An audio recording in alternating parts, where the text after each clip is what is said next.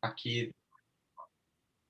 Então, vamos dar a largada agora oficial a mais um webinar aqui do Basement, dessa vez em parceria com o Pedro Englert, um dos cofundadores e sócios da Start, que é formado em administração, hoje é head de estratégia do grupo, né? Recebeu um aporte aí bastante significativo, mais uma vez, parabéns aí pela rodada de vocês no Starts. É também investidor de uma dezena de startups de alto crescimento. Ele vai contar um pouco mais. Para quem não conhece, o Basement é um software as a service de gestão de equity e incentivos de longo prazo. Mais recentemente, com a mudança na lei das SAs, nós temos trabalhado bastante com livros societários eletrônicos também, fazendo toda a administração do cap table, dos eventos corporativos e dos planos de incentivo de longo prazo para empresas de tudo que é tamanho. Temos clientes desde empresas recém-incorporadas, passando por empresas em trilha de venture capital, Series A, B, C, D, até empresas já com capital aberto em bolsa. Então, a gente consegue trabalhar com todo tipo de empresa. Então, Pedro, mais uma vez, cara, muito obrigado aí, feliz de poder bater esse papo contigo sobre cultura de partnership, né? Quando a gente fala de partnership, é um tema um pouco amplo, mas aqui nós vamos usar essa palavra muito para se referir a um contraponto, de certa forma, com stock options, que são opções de compra de ação, num modelo de partnership, mais como ações restritas, já é a compra ou a entrega de ações. Mas antes da gente entrar nesses detalhes dos planos, eu pediria para tu contar um pouquinho da tua história. Tem uma série de experiências como investidor, como empreendedor. Então, conta um pouco o que tu está fazendo e aí conta um pouco da tua primeira experiência com partnership, que, se eu não estou enganado, foi lá nos primórdios da XP, né? Imagino que foi um dos primeiros sócios lá da XP. Conta como isso influenciou aí a tua vivência com partnership até hoje. Legal. Beleza, Fred? Primeiro, obrigado pelo convite aí, Ricardo, Fred, muito bacana estar com vocês. Como eu já disse aqui, sou super fã do que vocês fazem, e para mim é uma alegria estar com esse grupo grande aqui, trocando uma ideia. Como o Fred falou, eu comecei a conhecer esse mundo de partnership na XP Investimentos. A XP, ela começou lá em Porto Alegre, eu sou gaúcho, pelo sotaque, vai dar para ver rapidinho aqui. E eu entrei lá quando a gente ainda era um agente autônomo, estava começando a estruturar um modelo de educação e crescimento e crescer a educação através de regionais, depois viraram os escritórios. E eu tive uma experiência anterior à XP, que era trabalhar na Ipiranga, lá nos postos, nos Jet Oil, MPM, lá nas franquias. Então, eu acabei aprendendo um pouco a fazer gestão de rede, né, de lojas. E aí, quando eu entrei na XP, eu entrei para ajudar o Marcelo Majonato. Quem fundou a XP foi o Guilherme e o Marcelo. E o Marcelo tocava esses escritórios que estavam precisando abrir, e eu entrei para ajudar ele. Como eu sabia um pouquinho mais do que eles, porque eu tinha vivido isso na Ipiranga, eu virei o head desta área, que nem na XP a gente demorou muito para ter cargo, mas de alguma maneira eu era um diretor comercial, assim, se fosse tentar identificar o que eu era. E aí, na XP, a gente tinha esse modelo de dizer o seguinte, cara, a gente não quer que vocês venham trabalhar aqui a gente para a XP, a gente quer que venham trabalhar conosco para criar este negócio. Desde o início, a XP tinha essa cultura de que, e essa cultura nasceu muito como uma necessidade, até assim, eu preciso de gente boa, eu não tenho dinheiro para pagar as pessoas pelo que elas custam no mercado, então eu tenho que te oferecer alguma coisa a mais, criar um alinhamento diferente e dizer, cara, vem apostar conosco nesse projeto. E ali, eu virei sócio, me tornei um sócio no início pequenininho, aí tu vai, né, ter uma dinâmica de comprando mais ações. Com o tempo, me tornei um sócio relevante, a XP, no fim, virou uma corretora, depois a gente tomou um pau lá em 2008 na crise, onde a gente só vendia ação, ninguém mais queria comprar ação, a gente aprendeu os modelos americanos lá, ingleses, de plataforma de investimentos, shopping center financeiro, começamos a trazer isso para o Brasil, a XP começou a se estruturar, enfim, e eu fiquei lá bastante tempo. Eu fiquei nessa função de escritórios até 2013, quando a gente tinha já uns 400 escritórios pelo Brasil. e depois eu assumi o Infomoney, que a gente tinha comprado, e aí a gente queria entrar no mundo digital. Eu me tornei o CEO do Infomoney, e lá eu comecei a mergulhar mais nesse mundo de startup, etc. Comecei a entender como é que a gente podia criar. Comecei a fazer corporate venture sem saber direito o que era corporate venture. O Cássio Espina me ajudava lá no início. O Fred conhece bem essa figura. E a gente começou a investir ali e começou a entender que quando a gente tinha alguns ativos, muito do Infomoney, muita visibilidade, muito fluxo de clientes, mas não tinha como criar novos projetos, não tinha dinheiro para isso. E a gente começou a apostar em novos projetos, trocando ação por fluxo, né? por mídia, de alguma maneira. E aí ali eu conheci a Startse, adorei o projeto da Startse, que a ideia era criar um ecossistema para aproximar investidores, investidores, empreendedores e empresas. Eu fiquei na XP ali, meio que nessa função, até 2015, 2016, quando eu saí, fui passar um tempo no Vale do Silício, vendi as ações e tudo mais. E aí lá eu me reencontrei com o Marcelo Majonave, com o Eduardo Glitz, que era um outro sócio relevante da XP que tinha saído, e a gente resolveu que a gente queria voltar para o mercado, mas queria voltar usando aquilo que a gente tinha aprendido no Vale do Silício, usando o que a gente tinha aprendido na XP, e talvez o maior aprendizado, se eu tivesse que pegar um só aprendizado da XP, certamente é a lógica da partnership, de como alinhar as pessoas em cima de um propósito, de um objetivo. E aí a gente voltou para o mercado, investindo em empresas, investindo em fintechs, muito no início, adquirido e tentando aproveitar essa transformação do mercado financeiro e de outros mercados que estavam acontecendo a partir desse avanço de tecnologia, da convergência de tecnologia, de modelos de negócio, etc. E desde então a gente passou a investir em 10 empresas.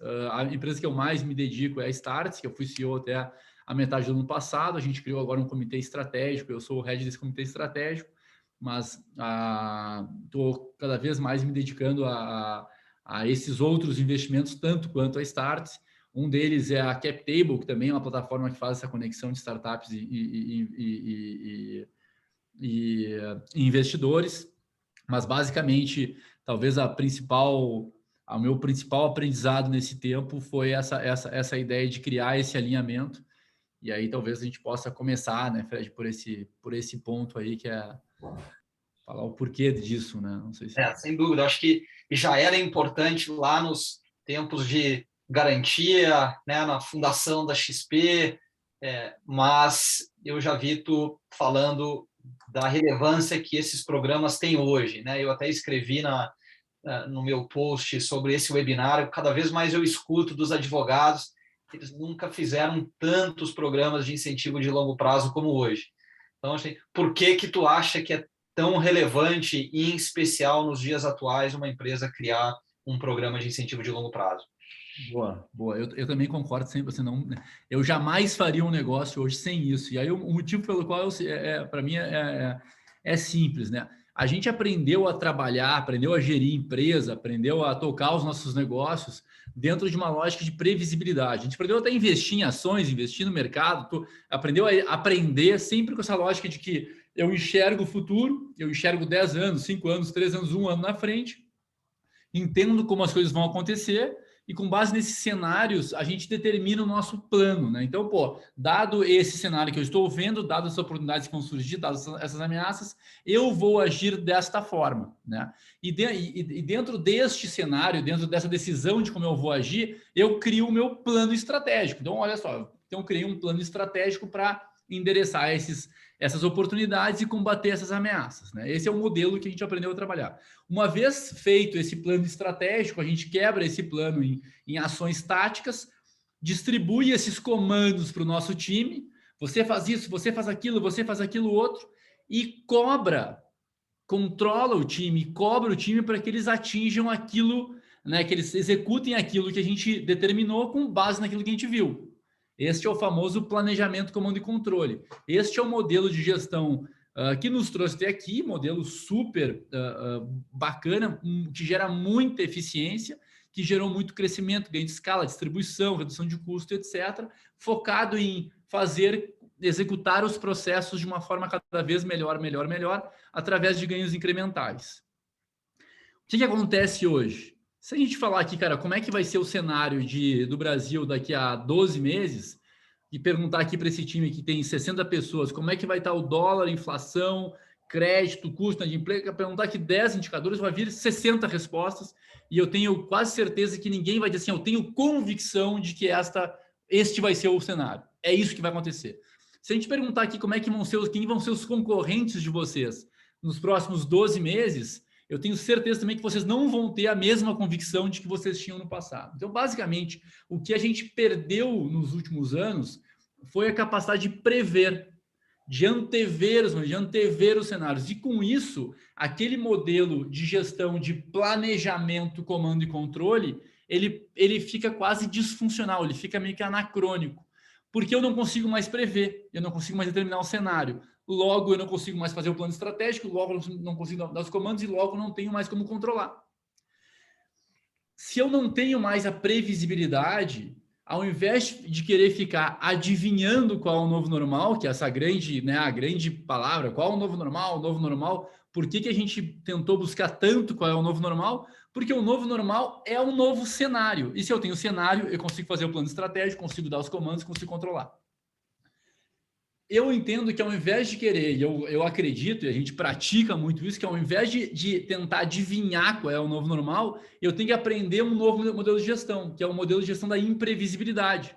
Eu tenho que agir na imprevisibilidade, eu tenho que agir sem essa perspectiva de cenário tão claro que eu sempre tive. E se eu estou num cenário imprevisível, eu tenho que ter uma grande característica para conseguir ser eficiente, que é a agilidade. Imagina a gente subindo uma estrada, a gente subindo a serra num dia de chuva, com serração.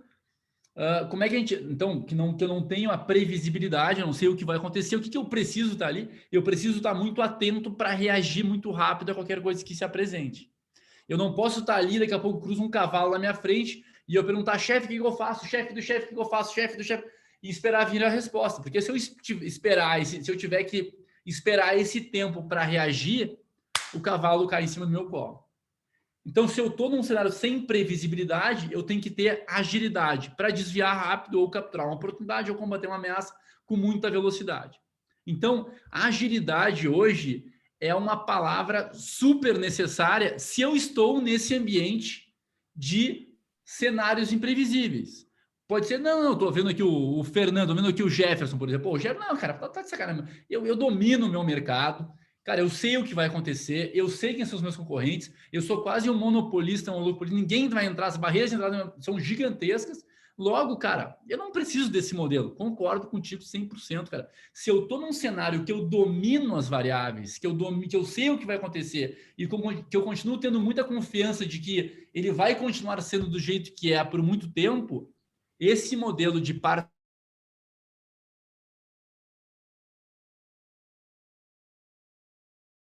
cara, executem o que eu mando e acabou. Se eu tô, por sua vez, neste ambiente de mais incerteza, onde eu sei para onde eu quero ir, eu sei o que eu tenho, né? Eu sei para onde eu quero chegar, eu sei qual é o meu propósito, mas eu não tenho certeza de qual é o caminho, eu preciso de um outro modelo de gestão. Esse modelo que me permite ser mais ágil na busca daquele objetivo. E para ter agilidade, eu tenho que ter um ponto, que é a autonomia.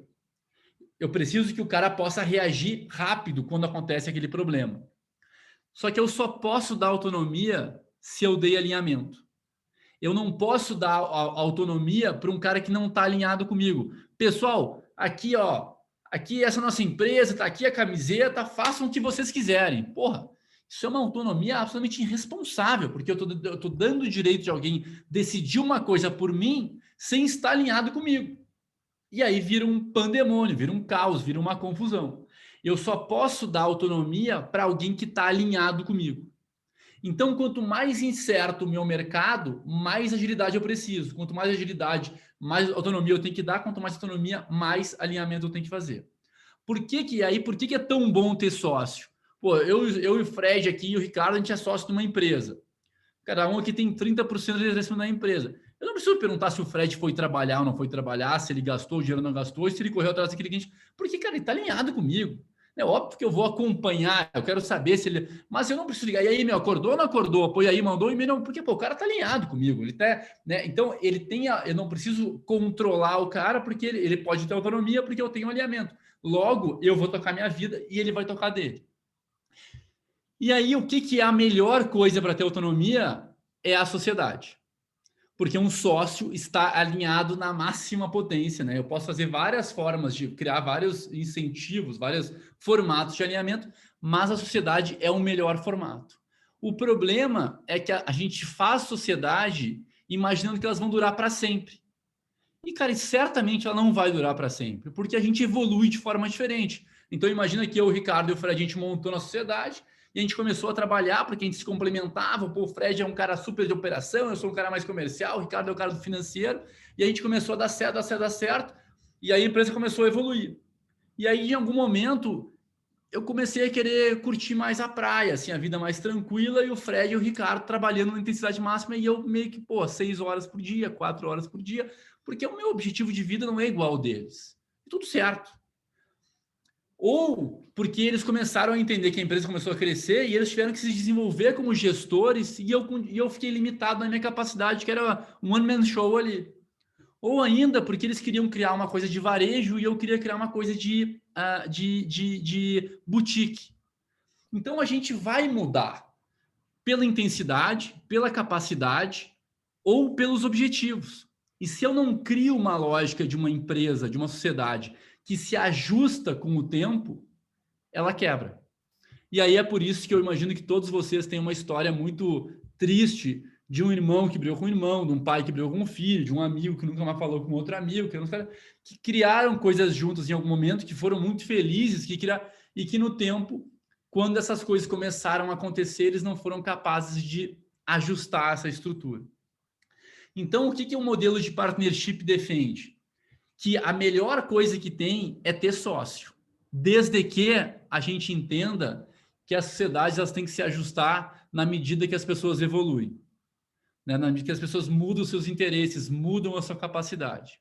E aí, para a gente poder usar esse expediente de alinhar as pessoas, criar esse alinhamento verdadeiro, para que a gente possa dar autonomia, para que a gente possa ter mais agilidade, para criar essa estrutura, a gente tem que ter um modelo muito bem definido de como fazer isso. Com critérios objetivos, com regras pré-estabelecidas, com formas de avaliação, para que a gente possa, na medida que a empresa vai evoluindo, a gente vai evoluindo a sociedade com as pessoas. E aí, por último, com a crença de que quando eu divido uma sociedade, eu não perco. Que essa é uma grande, é um grande paradigma, talvez, que a gente tenha que rever. Quando a gente pergunta para uma empresa, para uma pessoa que tem uma sociedade de capital fechado, uma sociedade. O cara tem muito orgulho de falar quantos por cento ele tem da empresa dele. Tenho certeza que se alguém aqui investe na Petrobras, na Vale, na Gerdau, eu duvido que a pessoa saiba quantos por cento dessa empresa ele tem. Salvo que tenhamos algum bilionário, aqui, multibilionário, talvez aqui nessa live. E por que essa informação ninguém sabe? Porque ela não é relevante. Porque quando alguém investe na Petrobras, ele investe numa ação a 20, esperando que ela vá a 40, que ela vá a 50, que ela vá a 100. Quando alguém investe na Vale, faz a mesma coisa. Então, o que é importante ali não é quantos por cento eu tenho naquela empresa, é se aquela ação que eu comprei, ela está se valorizando ou não. E se eu tenho uma empresa que eu tenho 100 ações e que faz R$ 100 de faturamento, e eu trago o Fred aqui, e o Fred passa a fazer comigo R$ 200 nessa empresa, e o Fred passa a ter 20% da empresa, o meu patrimônio, que era 100, virou 160. E o do Fred agora é 40.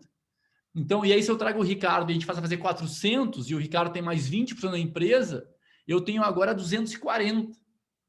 Né? Muito mais do que eu tinha no 100 sozinho. Então, óbvio que tem as questões de governança, né? de controle, etc., de decisão, mas uma sociedade, enfim, acho que para criarmos algo relevante hoje neste mundo muito mais complexo, precisamos de habilidades complementares. É muito pouco provável.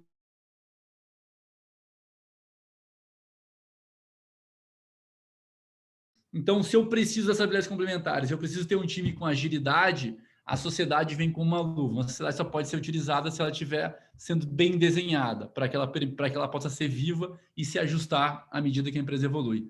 Puta, dei uma puta volta aqui, não sei se eu consegui ser claro, mas Tá excelente, acho que é uma ótima introdução do para que fazer isso, né, da importância dos dias de hoje. Então a gente começa muito bem contextualizado e acho que como nós falamos na introdução, existem diferentes tipos de incentivos de longo prazo, né? As ações restritas, as stock options, phantom shares, RSUs e etc.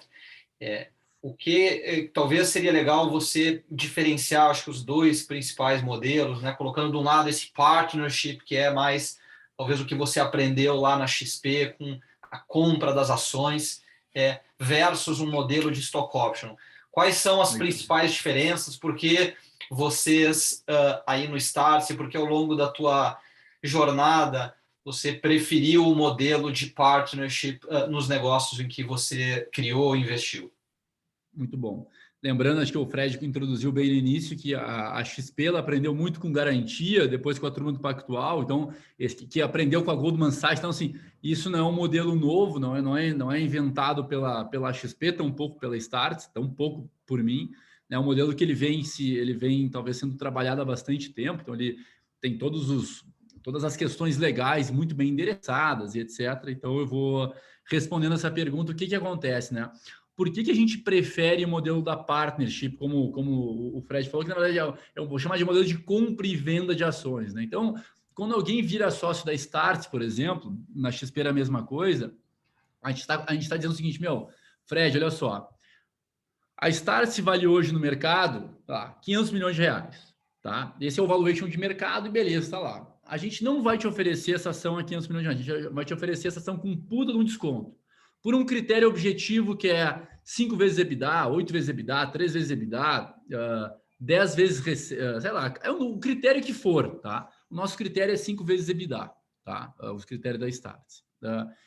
Esse é um valor na nossa concepção descontado e agora com o Pátria está provado que é um valor descontado, né? Por que a gente oferece um valor descontado? Por dois motivos. Primeiro que eu quero entregar para o Fred, que, tá aqui conosco, tá aqui há um ano já ralando, trabalhando, olha só, eu estou te dando a oportunidade de comprar agora 100 mil reais da Startse, que no mercado vale 500 mil reais, então estou te dando um benefício aqui de 400 mil reais, para que tu fique conosco e trabalhe para construir essa empresa conosco. Eu quero que você perceba que o seu esforço, eu acho que esse é um ponto importante, o seu esforço na construção desse negócio vira benefício direto para você. Por que é bom ter sócio? Porque fica claro que o meu esforço é o meu benefício. Quando a gente tem modelos de incentivo ou modelos na empresa que o meu esforço é o teu benefício e vice-versa, eu tenho problema, eu tenho conflito. Quer dizer, cara, economiza mais dinheiro, se sacrifica aí, sacrifica para eu me beneficiar. Ou, vem um funcionário lá e fala assim, eu quero colocar mais um funcionário.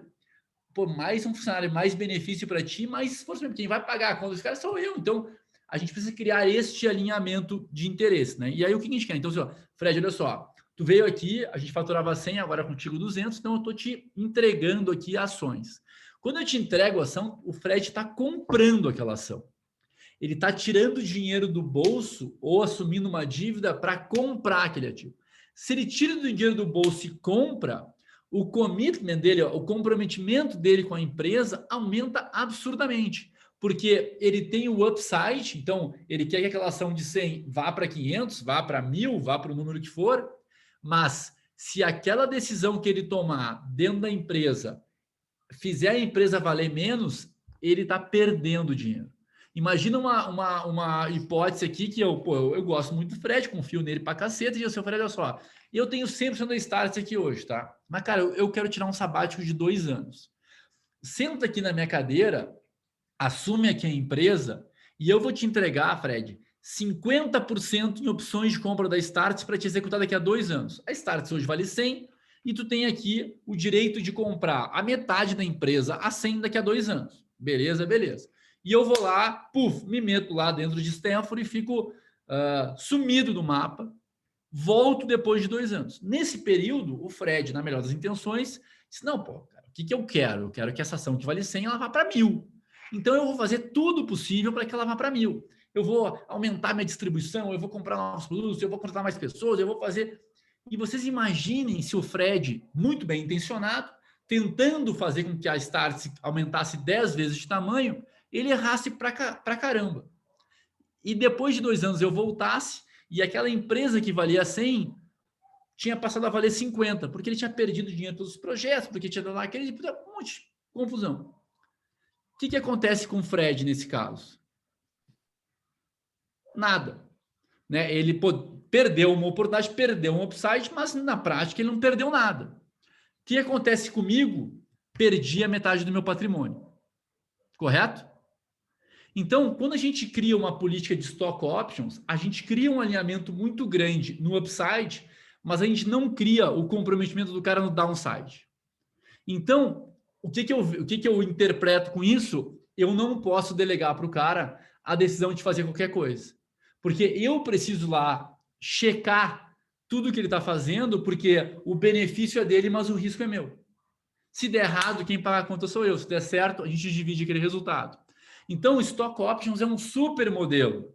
Funciona pra caramba, mas ele gera um alinhamento parcial. Ele gera o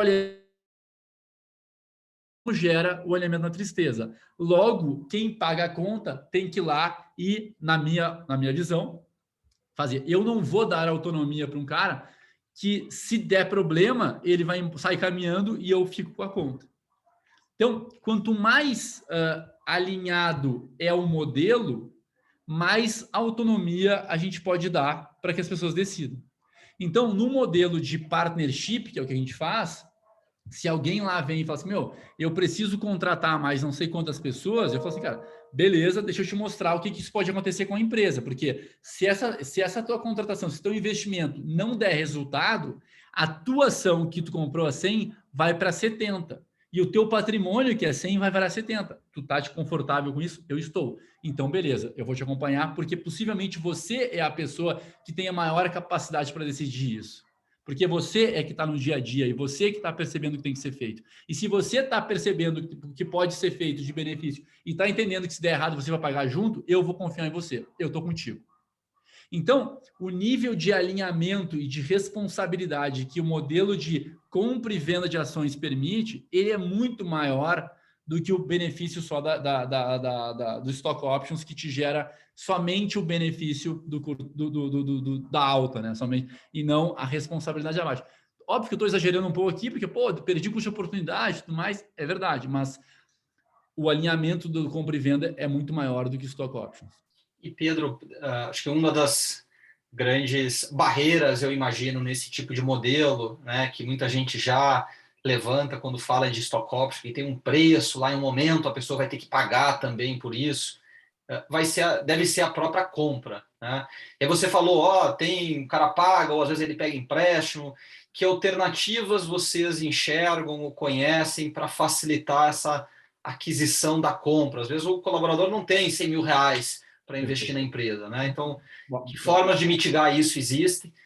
E aí talvez você pode falar, que eu acho que é um pouco complementar e já engatilhando, que é na saída também, né? Como é que você faz para o colaborador que não está mais alinhado com você? Isso, para quem tem stock options em geral, não é uma boa prática, você obrigar uma venda dessas opções ou dessas ações. Como vocês resolvem a entrada e a saída desses funcionários? Muito bom. Primeiro, o que a gente faz? Esse modelo ele funciona muito bem quando a empresa tem resultado, tá? Então, esse é um ponto bom. Quando não tem resultado, eu acho que, cara, o modelo é vesting mesmo, entregação e, cara, e vai, né, complementando o salário do cara no tempo, mas sempre, eu jamais traria um sócio sem um acordo de saída. Então, eu te coloco de sócio, mas, cara, eu estou combinando qual é a regra de saída, ou de aumento, ou de redução de participação. Então, sempre em cima de um critério pré-estabelecido, de um acordo de acionistas bem definido, de valor, com valuation pré-definido, para que isso possa ser feito. O que a gente faz, Fred? A gente faz o seguinte, cara, você vai virar sócio desde o D1, então, Fred, vem aqui, abraço, champanhe, viramos sócio. Toma aqui, tu tem 100 mil reais em ação, tu tem 100 mil reais em dívida. Beleza? Tu vai ter que me pagar isso em até 2 anos. Se não me pagar, tu perde o direito de comprar esses negócios, esse lote de ações. Como é que você vai pagar essas ações? Com os dividendos. Então, à medida que eu vou pagando dividendos, 100% do dividendo, tu tem que devolver para a empresa. e com a metade dos teus bônus. A metade do bônus tu vai usar para tua vida, a metade do bônus tu vai usar para quitar esse negócio. E na medida que tu for quitando as ações, eu vou te criando uma condição para comprar mais ações. Então isso já endereça um ponto quanto que o cara compra. O cara compra quanto que ele pode pagar. Pô, o Fred ganha 50 pau de bônus por semestre, 200 mil reais em 2 anos. Então, eu não vou vender para o Fred 1 milhão de reais em ação, porque não, né? A menos que ele tenha uma mágica, algum dinheiro guardado, ele vai ter a capacidade de pagar essa aqui. Se porventura ele vender o carro dele e acelerar o pagamento, pode ser que no próximo semestre eu abra mais uma tranche para ele para ele comprar mais ações. Então o cara vai comprando na medida da capacidade dele de pagamento, né?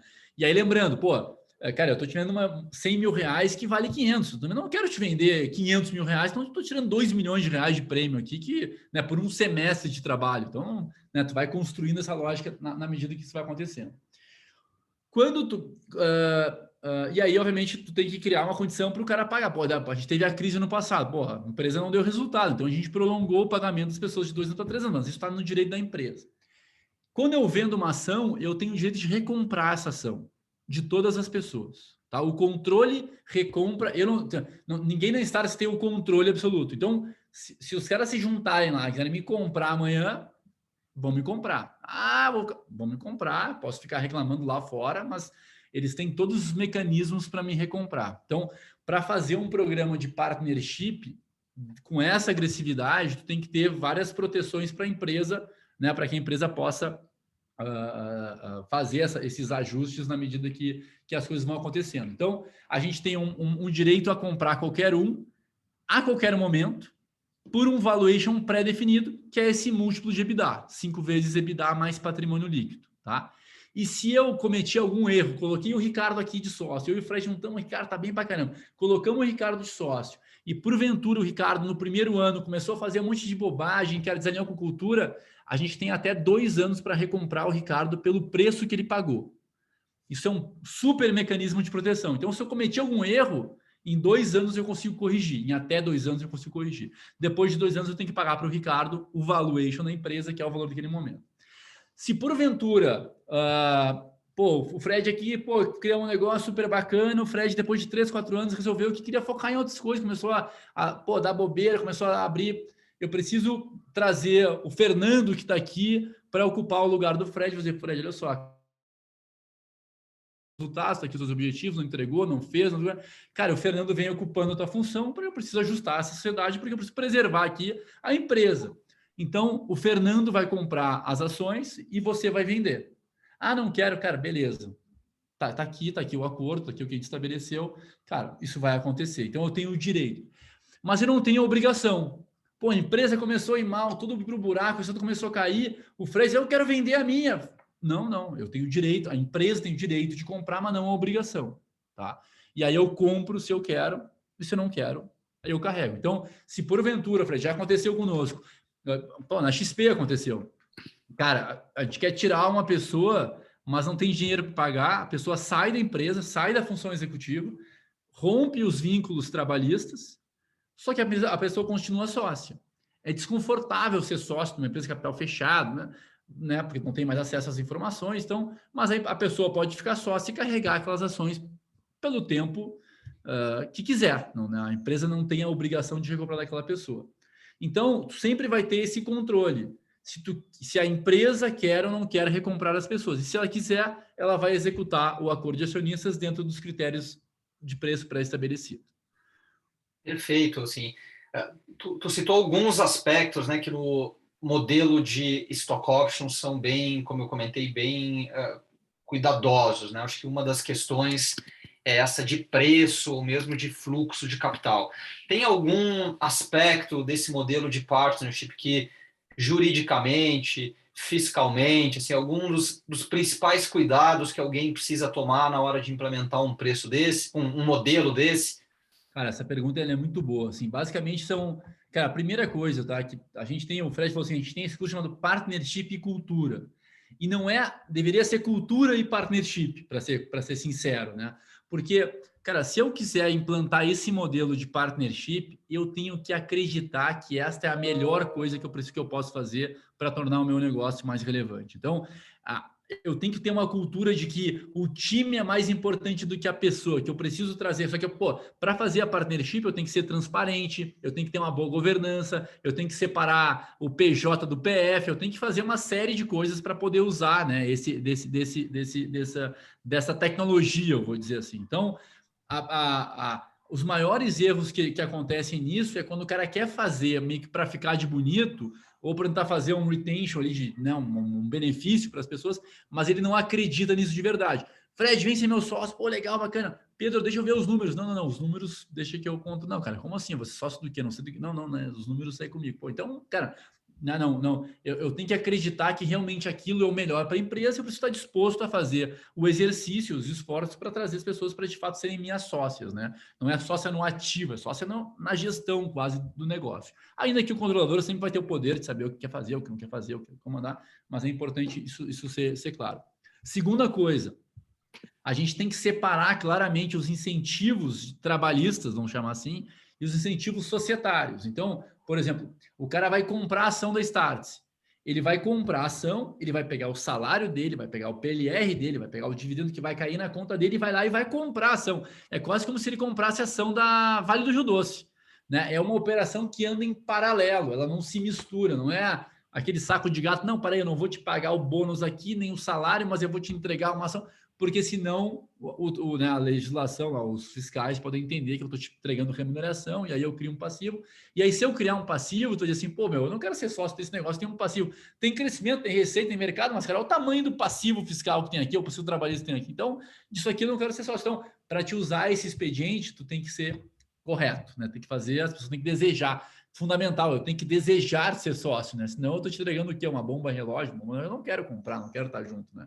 Então, basicamente, eu acho que esses são os principais cuidados, é ter os modelos bem definidos, ter essa relação paralela entre relação trabalhista e relação... Por exemplo, a gente tem 28 sócios na Startse, 21 sócios continuam recebendo CLT, porque eles são CLT, eles não têm cargos administrativos, eles não são sócios administradores, eles têm funções de trabalho. Se eu pego todos esses meus sócios e transformo eles em prolabore, em sócio administrador, eu criei um passivo, porque, eu estou colocando de sócio para pagar menos imposto. E não é isso que a gente quer. A gente quer que essas relações sejam paralelas. Então, eu acho que esses são os cuidados, é fazer realmente com que isso seja paralelo, ter, obviamente, um bom advogado e um bom contador para fazer, e pegar os sócios que vocês convidaram para estar com vocês e tratá-los como sócios.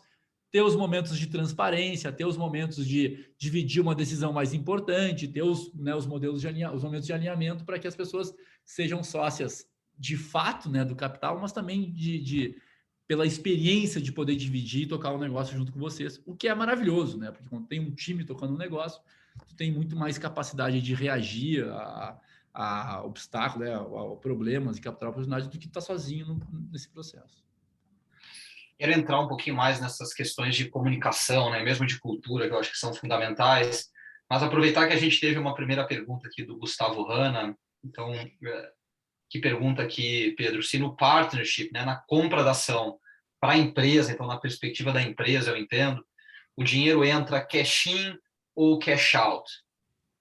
Boa. Cara, das duas formas pode ser. Por exemplo, se eu estou naquele caso que, tô eu, o Ricardo e o Fred, a gente está super bem alinhado, cara, estamos voando, e aí, o Felipe começou a trabalhar conosco aqui, cara, tá criando uma nova vertical na empresa, a gente quer tornar sócio, a gente vai fazer um cash-in. Olha assim, galera, só, o Felipe vai comprar 10%, então a gente vai emitir mais 10% de ações, logo todos nós seremos diluídos proporcionalmente e teremos um cap table com mais pessoas, né?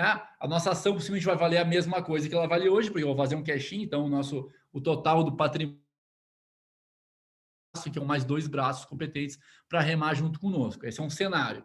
O outro cenário é o seguinte, cara, o Fred está vacilando, vou falar de mim para não... eu tô vacilando aqui, né? Eu falei, o Fred, eu quero falar, cara, o Pedro tá vacilando, o cara começou a dar mole, cara, o Felipe tá vindo ocupando a função do cara, a gente tem que fazer essa operação aqui, cara, onde o Pedro vai vender 10%, porque não faz sentido a gente se diluir, porque a gente tá aqui, cara, na intensidade máxima, e o Pedro, então, cara, o Pedro vai vender 10% das ações dele, e o Felipe vai comprar, aí vai fazer uma secundária, então, puf. E aí, lembrando, bom, acho que quando a gente compra a ação, quando a pessoa compra a ação da Startse, ela pode pagar em 2 anos. Quando a Startse compra ação, ela também paga em 2 anos. A diferença é que o sócio pode pagar em até 2 anos, então ele pode pagar tudo no último dia, no limite, e a Startse e a XP é a mesma coisa, a gente paga em 5 parcelas, uma vista mais 4 semestrais. Então, 200 mil para 40, 40, 40, 40. Então, no final, tem uma obrigação. Por isso, quem faz a gestão da partnership tem que ter uma previsibilidade de CAT também, porque quando ele compra alguém, ele vai ter que honrar com esses pagamentos. Perfeito. Tem uma pergunta relacionada aqui que eu ia fazer, as duas estão um pouco conectadas aqui, mas a gente vê alguns programas de stock option onde as empresas elas emitem ações e deixam em tesouraria para depois entregar as opções. Não é a melhor prática, né? Melhor você aprova, quando se fala de stock option, você aprova isso em conselho, tem autorização para emitir, o conselho, aprova em assembleia geral e o conselho tem permissão para outorgar. Como que é a lógica aqui quando a gente fala em partnership? A pergunta do Carlos foi se vocês precisam ter essas ações em tesouraria, e eu complementaria, vocês precisam também criar um pool ou não é muito comum você aprovar pool e ir outorgando essas ações à medida que contrata as pessoas? Cara, isso depende de modelo de empresa. A gente faz as duas coisas. Né? Eu tenho empresa que eu invisto que tem os dois modelos. Na Start, o que a gente tem, que na XP a gente também tinha, que funcionava muito bem. Tem benefício, tem prós e contras. Né? Era o seguinte, a gente cria uma empresa que é uma empresa que é a dona da partnership, é a partnership, ali onde estão todos os sócios. E essa empresa, ela é dona do ativo, ou dona integral, ou dona... Né, agora a gente tem o Pátria lá como sócios, o Pátria tem mais, ele é sócio conosco nessa empresa. Então, a Startse tem lá um X% e o Pátria tem isso. Quando eu tenho essa empresa aqui, eu tenho muito mais liberdade para fazer a partnership aqui dentro. Então é aqui que eu vendo, né? Eu vendo, compro e faço todas as trocas ali. Quando eu tenho outros sócios que são donos da empresa, esses outros sócios eles têm que concordar com aquelas emissões. Então tem que chamar assim, Pátria, concorda em colocar o Fred sócio, concorda em colocar. Então ele tem que dar a benção, porque afinal de contas ele está abrindo mão de um pedaço dele. O que um fundo normalmente pede quando ou combina quando ele vai fazer um investimento? Ele fala assim, olha só, pega aí a parte de vocês, pega mais 5% e já cria aí um pool de ações, ou um pool de opções, e eu estou entrando aqui. E é dentro deste pool que você vai usar, né? Desse pool você pode usar para atrair novos talentos.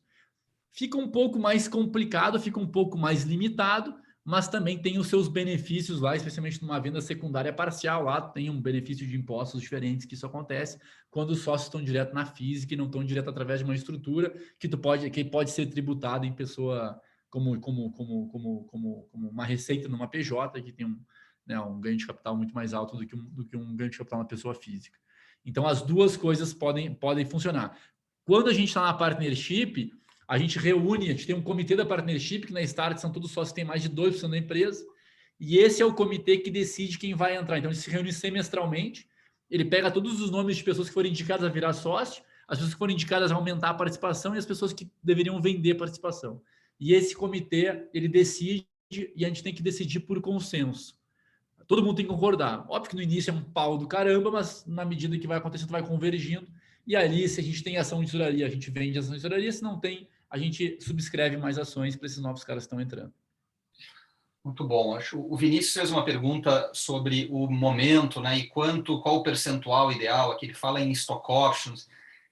Acho que a gente tem uma série de artigos onde a gente comenta aqui de tamanhos de pool. A gente vê que no Brasil o estágio semente ainda é um pouco menor do que lá fora, está por volta aí de 7 a 10% do cap table, em geral destinado a esses incentivos de longo prazo. E em termos de momento, né, em geral, como o Pedro acabou de falar, é antes de colocar o cheque, porque o investidor não vai querer ser diluído na sequência. Tá? Aí tem uma pergunta aqui mais específica do curso do Startse, Pedro, se vocês disponibilizam materiais práticos, contratos, modelos de implementação, frameworks e etc. Esse curso, eu não vou fazer propaganda ainda, é os 7 passos para implementar esse modelo. Então, ele tem as minutas, tem advogado, tem toda a estrutura ali. Ainda assim, tu vai precisar de um advogado e de um contador, mas eu diria que 70% do conceito, pelo menos, e da lógica vai estar na mão de vocês. Como a gente falou no início, assim, eu escuto bastante pessoas que fizeram, saem com essas minutas, né, saem bem instrumentalizadas e vêm para o Baseman aqui com um desejo de controlar esses incentivos. O que eu diria aqui, Fred, pegando esse gancho da pergunta, tá? Cara, é tão relevante uma decisão dessas no negócio de vocês que, cara, a pior coisa que tem é tu querer fazer o negócio lançar perfeito. Não, eu vou pensar que vou fazer, vou montar a estrutura, eu vou pensar em todas as variáveis. Eu diria que um grande erro que as pessoas cometem eles ficam elucubrando aquele plano, mas, cara, nunca vai ficar perfeito esse negócio. A gente está, sei lá, 15 a 30 ciclos semestrais, cara, e continua aprendendo, caindo, levantando e vai. Então, assim, o que eu recomendo? Cara, começa pequeno, cara. Começa simples, cara. Pega ali 3, 4 caras que estão em volta de você, são caras importantes, relevantes, alinhados com a cultura, e dizem, olha só, eu quero implantar um modelo aqui de alinhamento de interesses, cara, que possivelmente vai ser em cima de partnership. Eu quero que vocês façam parte daquilo que vocês estão construindo. Vocês são caras importantes, façam essa empresa ser mais forte, eu quero que vocês estejam comigo nisso. Eu não sei direito como é que é esse negócio, mas eu quero dar um passo aqui. Para dar esse passo, cara, eu quero combinar as seguintes coisas. Cara, combina simples, pequeno, vai, e começa com pouca gente. Cara, vocês vão sentir o benefício. Eventualmente não vai ser um benefício de curto prazo, vai ser um benefício de 2 semestres, 3 semestres, e vocês vão ganhando confiança naquilo. A medida que vai ficando confiante, cara, vai aumentando, vai aumentando. E vou dar uma outra sugestão. Cara, começa dividindo o resultado, cara. Eu quero que todos vocês sejam meus sócios do resultado da empresa. Faz um PLR agressivo em cima de resultado da empresa. Então, que é um modelo mais fácil ainda. Né? Determina uma política de bônus, de premiação ou de PLR que tem que aprovar em sindicato e começa por ali e experimenta o benefício, sente o benefício de ter um time alinhado, cara. Um time que está com vocês naquela busca, olhando para a receita, olhando para a despesa, entendendo que cada movimento no sentido de conquistar mais resultado vai voltar um pedaço para o cara. Cara, vai simples. Perfeito, Pedro. O Fabiano pergunta, né, como é que é esse modelo para empresas que estão tracionando esse valuation. Acho que você comentou um pouco isso, que uma particularidade do partnership é mais aderente a negócios que são lucrativos, que geram caixa, onde você consegue definir bem tanto preço da ação, como ter esses múltiplos, né, para entrada e para saída, certo? Eu diria que sim, Fred, mas mesmo que eu te dê ação numa lógica de vesting, eu vou assim, olha só, Fred, não tenho como, cara, não vale nada aqui, então não adianta fazer 5 vezes EBITDA que não tem EBITDA e talvez não tenha para os próximos 2 anos. Mas, cara, tô te entregando aqui tantos por cento da empresa, mas, cara, a gente tem um acordo de acionistas que já está estabelecido como é que eu vou te recomprar esse negócio. Que talvez nos primeiros 2 anos seja um pouco do que tu está abrindo mão do teu salário, e a partir do segundo ano vai ser, cara, 3 vezes receita. Ou vai ser 2 vezes, ou vai ser 5 vezes EBITDA. Sei lá, ou vai ser 3 vezes, ou o que for maior.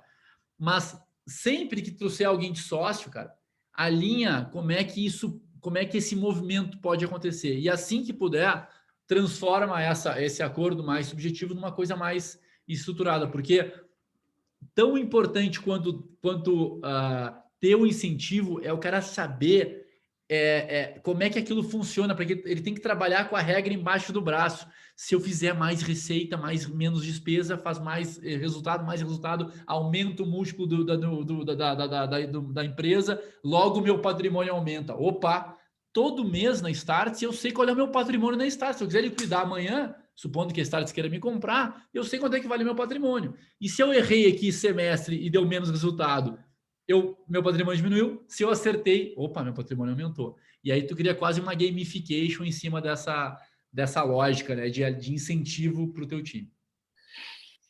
Eu queria te fazer, tem 5 minutinhos aqui, eu queria ainda que você respondesse, Pedro, que eu acho que é fundamental. Você falou dessa cultura de partnership, a importância da autonomia, imagino que muito dos planejamentos e da gestão do dia a dia, né? Esse é um tema para mais, pelo menos 1 hora de conversa.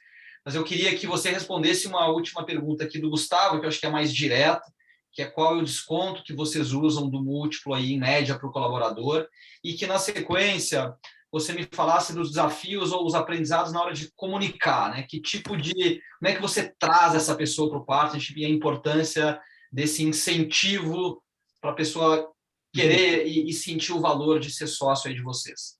Legal. A gente recomenda, cara, a gente pratica hoje 3 vezes desconto. A gente, na verdade, nessa última precificação aqui do Pátria, a gente está quase 5 vezes desconto, mas acho que 5 vezes é exagerado. Assim, acho que 3 vezes é um bom número de desconto. Né? O cara comprou 100, o negócio vale 300. Então, puta. Então, eu faria alguma coisa, busca uma referência do que vai ter o negócio no mercado e aplica um incentivo.